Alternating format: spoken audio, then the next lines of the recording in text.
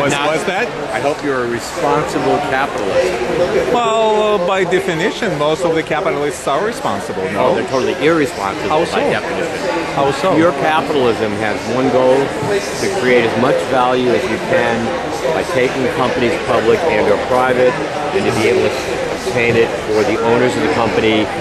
Secondary issues such as the environment, shareholder activism benefits the employees and the environment are minor secondary issues, maybe.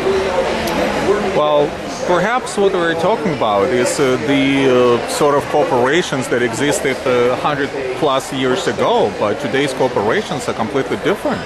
Wouldn't you agree? And besides, we do have regulations, maybe too many regulations, no? Imposed on the companies. And some regulations are totally ridiculous, like fracking, for example. It's a totally ridiculous, to me. So you support you support fracking? Of course I do.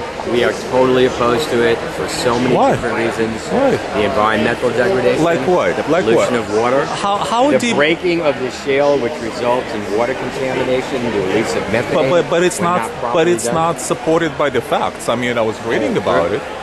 I mean, how deep is? Okay, you're talking about the water. How deep is water? I mean, potable water that is piped, for drinking.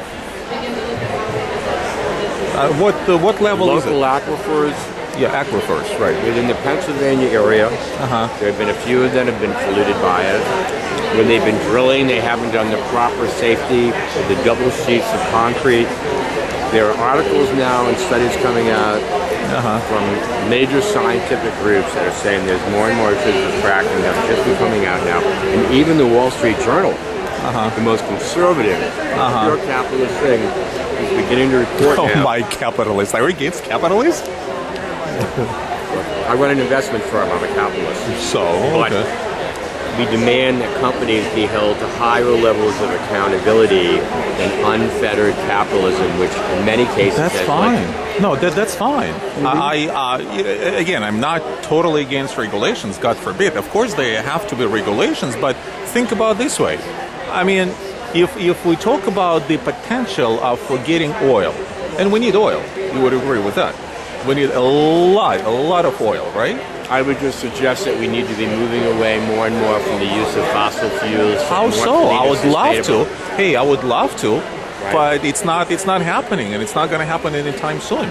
But we're able to do it if, as you know, and I'm sure you'd agree, there's been massive subsidies over the years to oil companies. No, I totally disagree. I totally disagree. It's a total. It's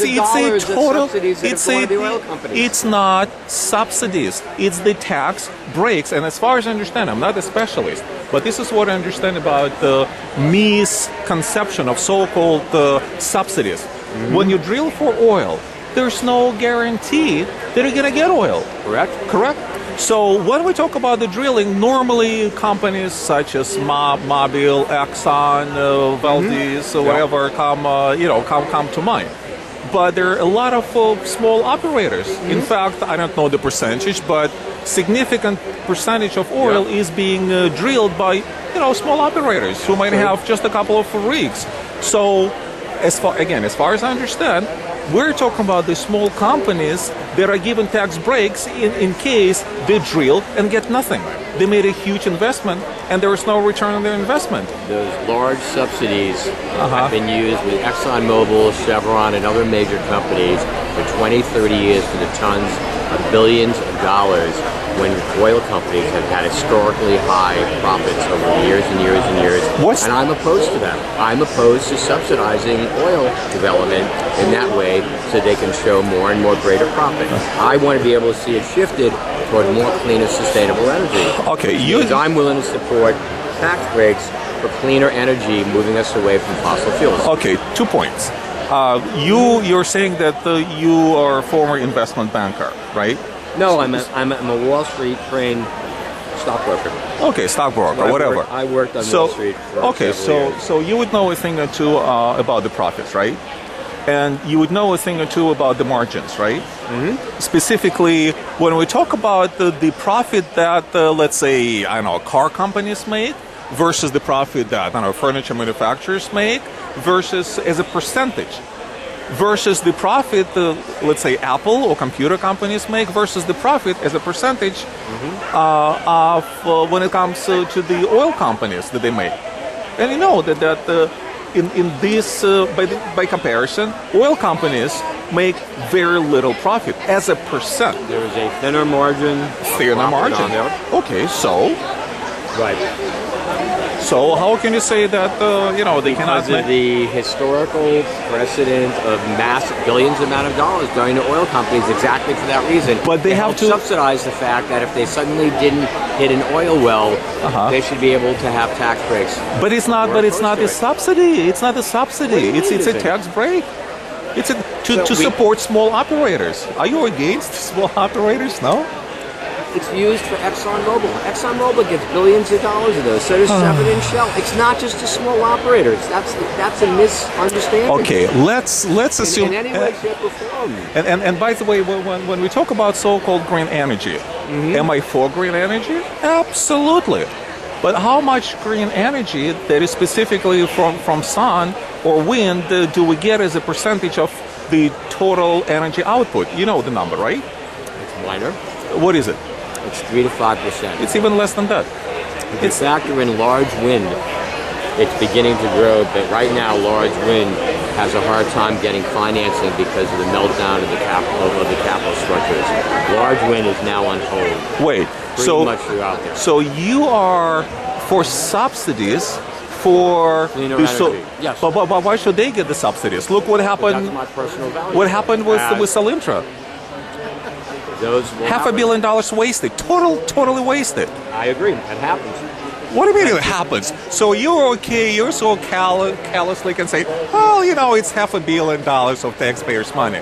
You're right. I have made a decision that if the government is going to be putting tax breaks, I want to have it go into areas that I feel are long-term and more sustainable, which is cleaner energy, renewable energy, and take it away from the large fossil fuels that don't need it. Yeah, and I represent the view of many, many people who are saying we are not satisfied with the current energy policy. I am against. And fracking is the most egregious thing. And like I said, what do you mean most egregious? There's man, gas you have over to there. Go read the studies. Well, I did.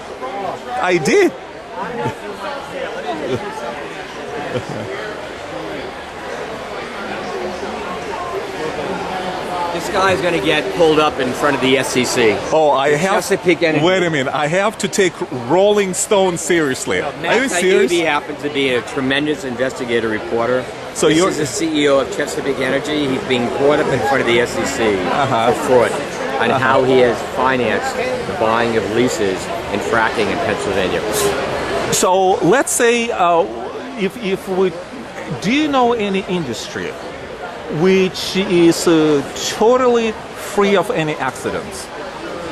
Do you know of any industry where nobody dies because of the accidents, or where no spills or other environmentally hazardous thing happen? Do you know any industry?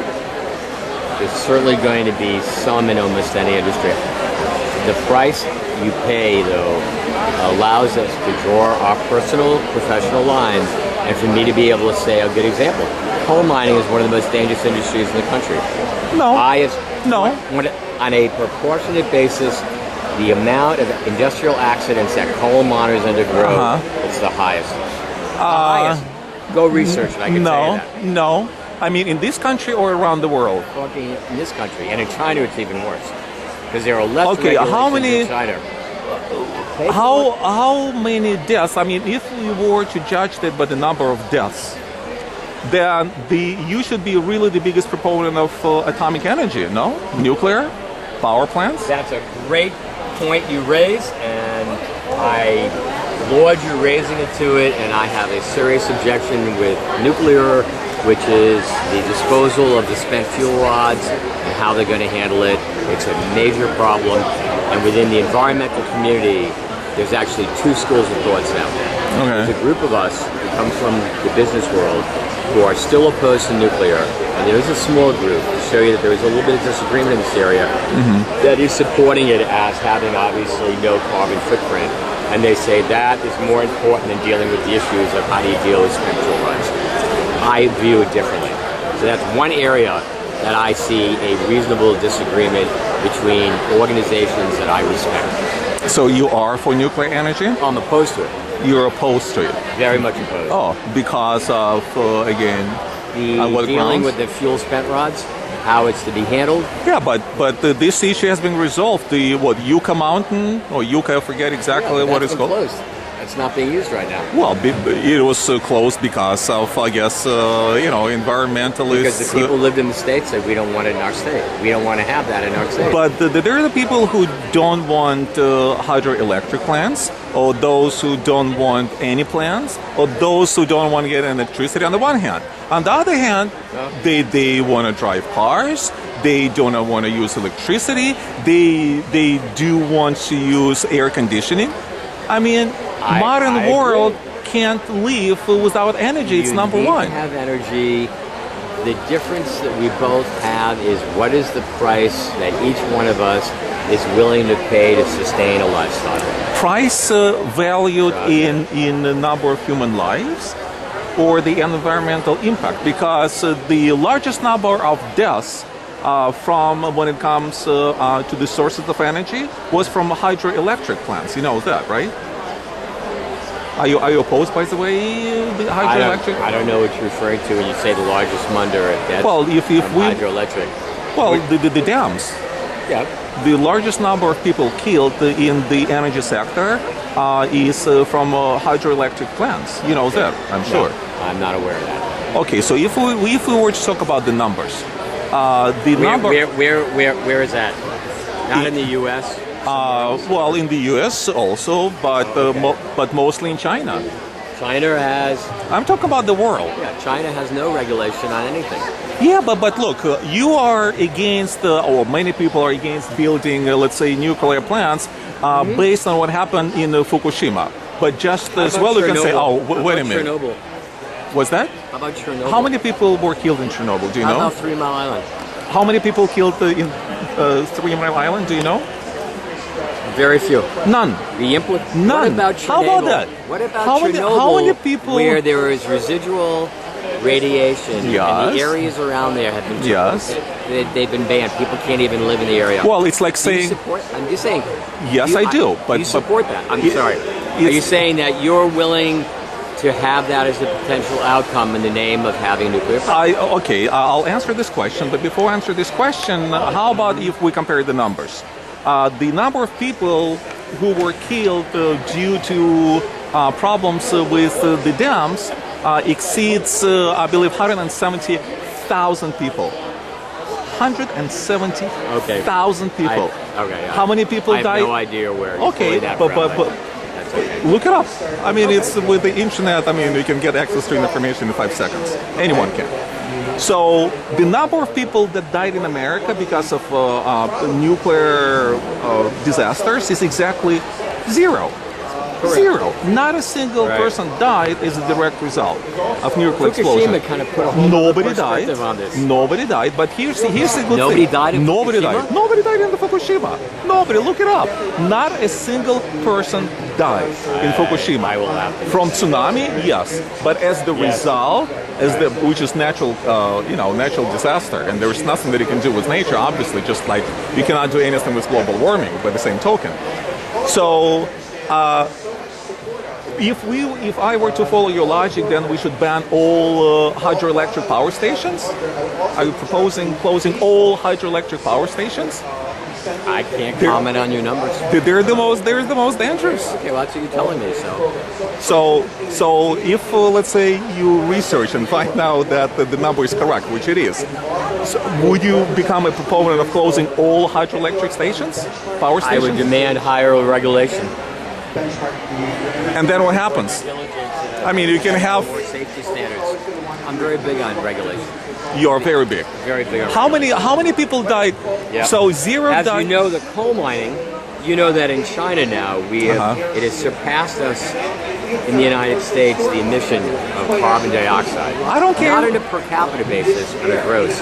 We still surpass them on a per capita because we have more coal being burned. Does that trouble you? No. Not at all. Then we have very little in common then. If you're Yes, not we do. concerned- Yes, we if do. you're not concerned about the massive emission Of carbon CO2? dioxide How much? and global climate change from coal particularly, then we have very little in common. Okay, then let me And ask. that's okay, by the way. I know it's this is okay. America. let me Yeah, ask you. it's okay, but- Let me ask you a simple question. I mean, live in different worlds and this different is methods. this is my sort of common sense approach. You know the composition of atmosphere, right? You know what it is, right? So you know how much oxygen we have in the atmosphere, in the air, percentage-wise. I'll guess, I don't know, 10, 15%? Well, it's about 22%. Okay. So that's 22%. We have 78% remaining gases that are in the atmosphere. What are they? I mean, I'm just getting back to carbon emission. That's why I'm trying to make my point. So 78%, 22% is oxygen. Then 78% is what? Obviously, carbon dioxide, maybe some methane. So how much percentage-wise is 20? If 22% is oxygen, how much do you think is carbon dioxide? What's the percentage? I don't know. Well, throw a number at me. 10%, 20%, 30%, 50%, 1%, 0.1%. What's the number? I don't know. But you said, but we're having an argument Yeah, we're having an argument. where you're saying that there are emissions, and that's why you were disagreed with me when they're saying that I'm not really too much concerned about that.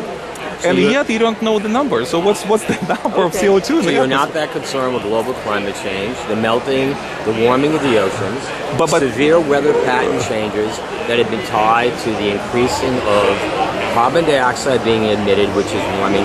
If you're telling me you're not that concerned about it, and however you look at that from a statistical viability, then we're living in two different worlds. And that's okay, because you get to live in that world.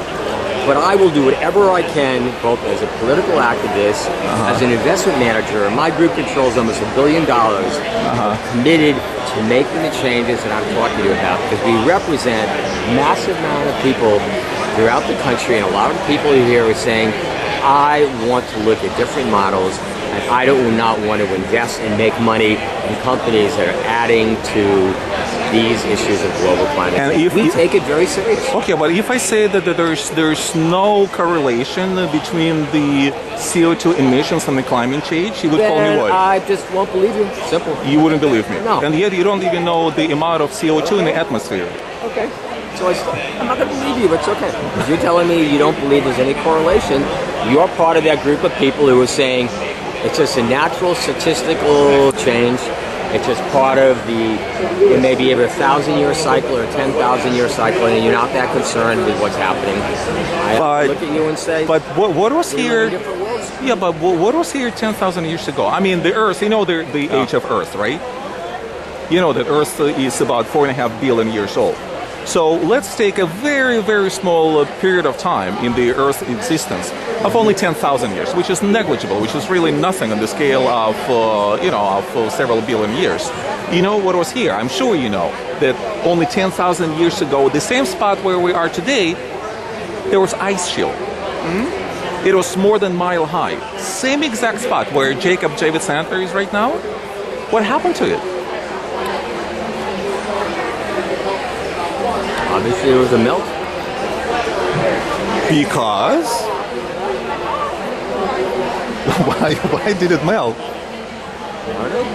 No. So that's the point I'm trying to make. But it that certainly was not done by man-made emissions, because we had neither global warming is done by man-made isn't? Okay. emissions. No, it isn't. So the burning of fossil fuels, you believe has no impact. None whatsoever. So we live in two different worlds, and that's okay. Well, Fortunately, there are more and more people who are looking at it like this, and there are more and more scientific studies that I certainly could reference you with, from the Physicians for Social Responsibility. There's Okay. a whole group of major scientific groups that have documented the studies that come from the UN. Maybe you dismiss those. okay. How about You dismiss those out of here? Okay, how about this? Let's assume, for argument's sake, what's your name? I'm sorry, my name is Vladimir. Eric. Eric, pleasure. Let's assume, for argument's sake, that the scientists, the United Nations, they are corrupt. And yes, CO2 does cause climate change. What are we to do? Well, I mean, what's the solution? Well, what are we supposed to do then? Way that I view it, and a lot of people who would view Yes, it. yes. And I have to admire the fact that you have a much deeper understanding of some of the technical things, and that's fine. I respect that.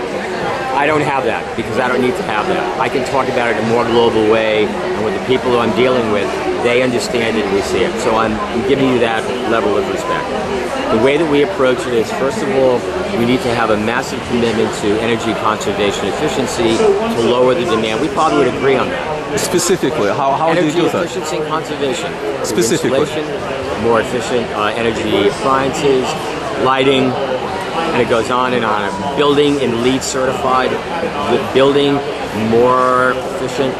All this to drop down overall energy usage. I'm not That is something that probably you would agree with. Yes, I'm for efficient. Absolutely, It's as called- a capitalist, it's of called the course. lower hanging the fruits.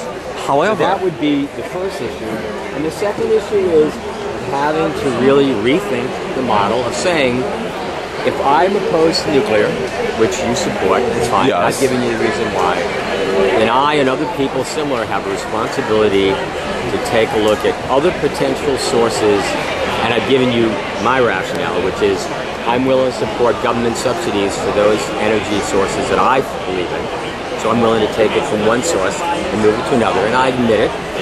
So I'm willing to pull the subsidies, we'll say, from big oil and coal, and to move it into cleaner energy sourcing, wind, help to produce solar, because I feel that that's a more sustainable model than continuing to burn fossil fuels.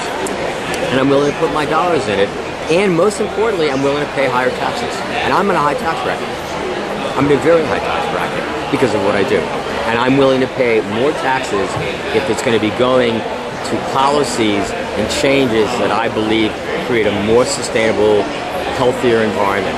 And I put my own dollars where my mouth is. okay, As an individual. Okay. Who pays high taxes right fine. now. Couple of things then, if I may. Hi. Please fill it out. We're having a drawing for this book on green living. And this is a t-shirt that one of my clients came up with that talks about the list of chemicals that go into the fracking fluid. You probably have heard about what's happening with fracking and the serious environmental problems, and how under Cheney, you know, the EPA basically, they created an exemption. It's called the Cheney loophole, the Cheney exemption. The EPA is not allowed to regulate fracking. It was done through Cheney, through his environmental commission. So this is an example of many of the chemicals that are used in fracking, which has had a powerful impact, obviously, on drinking water, release of methane, and a lot of people are concerned about it. And so now my client said, you know, I'm into fashion statements, so she created this. Good idea. Thank you. Are you familiar with what's been happening with fracking as far as like the Marcellus shale coming down? Well, I know, like, there was this one area where, like, they never had earthquakes. They never had earthquakes, and then when they started doing the fracking, they had Earthquake? Are you serious? Yes. Are you serious? Matter of fact, I had Are a you woman, serious? Very serious. Fracking There's a woman, causes earthquakes. Yes. Oh my I had God. a woman come by earlier who works in the area of geology. And she said, I want to tell you about a study I read as a geologist, as a trained scientist in Oklahoma, which is the home of obviously major fossil fuel development, right? Oil, natural gas. A series of earthquakes that have been created through fracking that they're documenting, and they now have concerns within the state of Oklahoma, which is not a hotbed of liberal progressiveness. They're beginning to address that issue, and the same study is now being shown in Arkansas, where there was a series of earthquakes also tied directly to areas of Arkansas where they're doing fracking. And this had never, right, it had never come up before. Really? And it's like, what's do you think there's a correlation between suddenly fracking activity? And what's- It's not like there's a, you know, there's a. Let me show you the map. Do you believe all of that? I mean, I see there's stuff online, there's stuff. But it's baloney. Here is It's the all map baloney.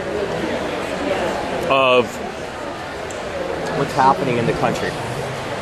This is what people know here in New York and New Jersey. This is a Marcellus shale that runs from upstate New So we York. have plenty of oil. We should get all this oil. It's all mainly this gas. It's mainly all- natural gas. Gas. Right. We should It's get running all this through gas. New Jersey slightly and through massive amounts of Pennsylvania. And as you know, that right now Pennsylvania has major controversy where there are communities that are wanting to ban fracking within their communities, and the state is saying we are going to allow it for a wide range of different economic reasons. There's a lot of controversy going on in there. But yeah, no. Give me your card. I'll send you some of the studies that I'm getting from this geologist about the occurrence now of earthquakes in areas that are directly related to fracking activity. So, if not for fracking, would have never had any earthquakes. Not in these areas. There's no history of earthquakes in these areas. Let's, again, for argument's sake, let's assume that, yes, there are earthquakes. What's the magnitude? What's the magnitude? They're low impact. I think like between 1 to 2. So if it doesn't bother anyone on the one hand, on the other hand, we can get all this gas, which will make you richer, me richer, the whole country richer. I'm not willing to put water sourcing at risk. I'm not willing to have millions of gallons of fracking fluid that are putting in leaching ponds to go into the but it's much groundwater. Cheaper. It's much But I'm not deeper willing than to do amplified. it. But I'm not willing to do it. So are you for drilling for oil? I would like to see it lessened as much as possible. So do I. But we cannot do it today. Well, we have to begin moving in the direction. Well, of I mean, changing I our would like energy I mix. would like to live in a fantasy world, but I live but- in the world of today, not the world of God knows when. All right. You know, Are you for coal? For getting coal? I'm totally. Really? I would like to end coal production. Really? And I know that it never will Really? happen. Oh, And how much absolutely. electricity are we getting from coal? Massive amount of coal. I believe. Do you know the over percentage? 50%. Is it over 50%? It's about 40%. Yeah. Oh, So, I know it. So once we eliminate coal, you know how much you'll be paying for. Are you concerned about poor people, by the way? Yeah. How much has Europe been paying for energy? Well, they're paying much more, but mostly because of taxes, because it's a commodity, so the price is the same around the world. Why is it that Europe has always paid more for Taxes. oil? Right. Social programs. Right. Social programs Yes. and the people there live modestly. They use less energy. They have smaller cars, and that's part of it. And a lot of people will oppose that, saying that's social engineering. And that's a, I can argue that. I have another suggestion. They can How about argue we that. go back to riding horses? Here.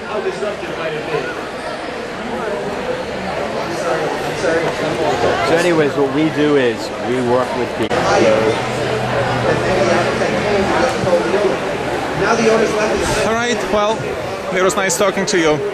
So if you want to get back to the prehistoric times, well, that's your prerogative. I love civilization, and I will stay that way. We both do, but we feel we have different approaches, and we're willing. Both of us are willing to pay different prices, and we're willing to do different things to bring about that change. Well, you're suggesting going to prehistoric times. I refuse to do that. I'm not. I'm talking about moving in a more sustainable way and changing current policy. Coal, 40%. So-called sustainable, less than 1%. How about that? Would you support? You know that there are almost no new coal plants coming on in the United States. And that's sad. Because they're all moving toward natural gas because it's so cheap and plentiful. But they cannot get the natural gas if we don't frack. You know? So what we have to do is we have to limit fracking. And we So have the prices to will go up. That's right. And we have to do it more sustainably.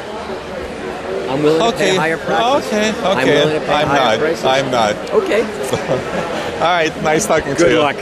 Thanks. Take care. Bye-bye.